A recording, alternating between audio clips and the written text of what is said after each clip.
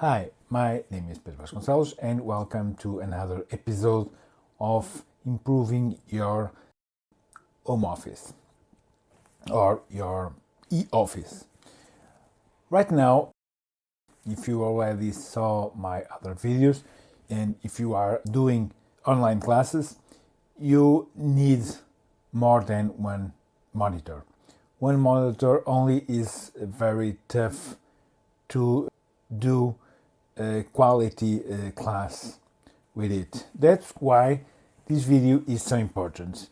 I will show you how to use your tablet as your secondary display or other screen that you have. If you have your mobile phone, you can change it to be a secondary display, or another PC that you want to extend your display to the other PC. You don't have to purchase more monitors, you can use your own monitors. It is important to be on the same network for this to work. There's a lot of apps that does that. I will teach you one of my favorite apps to do that. I hope you enjoy and see you on my home office to explain you how to do it. How do you install the app that you need and then how to use it. It calls SpaceDesk, and there are others that I use, for example the Super Display, but Super Display you have to pay it. You only have a trial version for 3 days and then you have to pay it.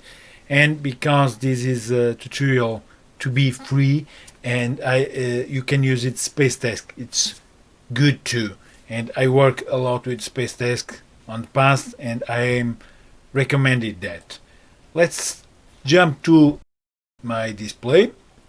As you can see on spacedesk.com .net, sorry, I have this window and I want to install the display driver software. On my PC I click on download. On my PC, on my main PC, primary PC, the server one, which is this PC, I want to install the server, which on my case I have a 64 bits Microsoft Windows. I can click here and click on the installation file and then click on next. I have read the terms and accept, next, add an exception to Windows Firewall for the Windows Firewall not block this app, next, and install.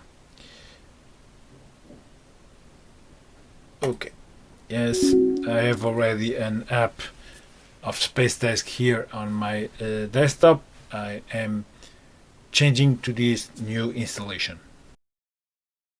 Click on finish and I can go to my start menu, search for space, and I can see SpaceDesk driver console.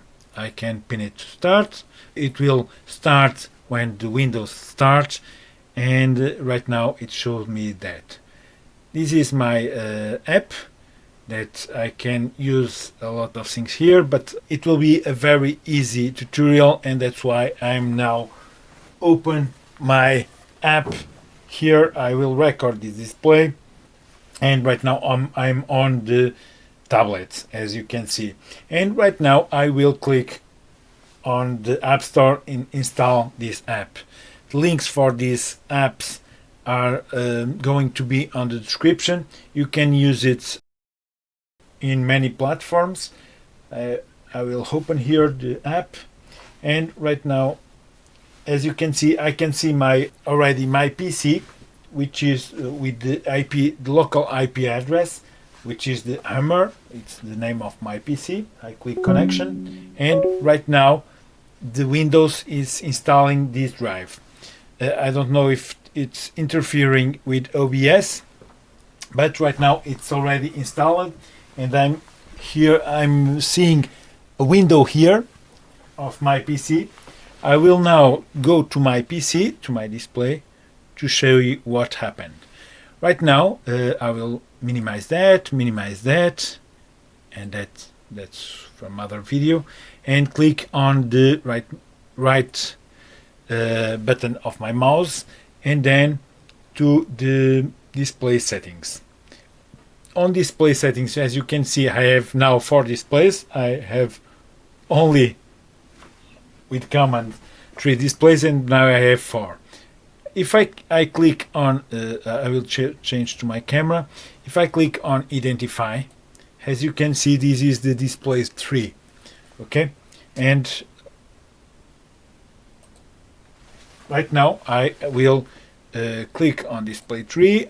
I say that it's below my display 4, and I can change the resolution. This is a very bad resolution. I'll select, and right now in here in display resolution I will put it on a resolution that it supports. Right now I will keep the change, and I can see that is very clear that I have another display. You can't see it, but as you can see, I have already a display. If I put here the with my camera, I can see my display, and I will put this window right here to show you the display. Of course, it's another settings that I have to change to work with it, but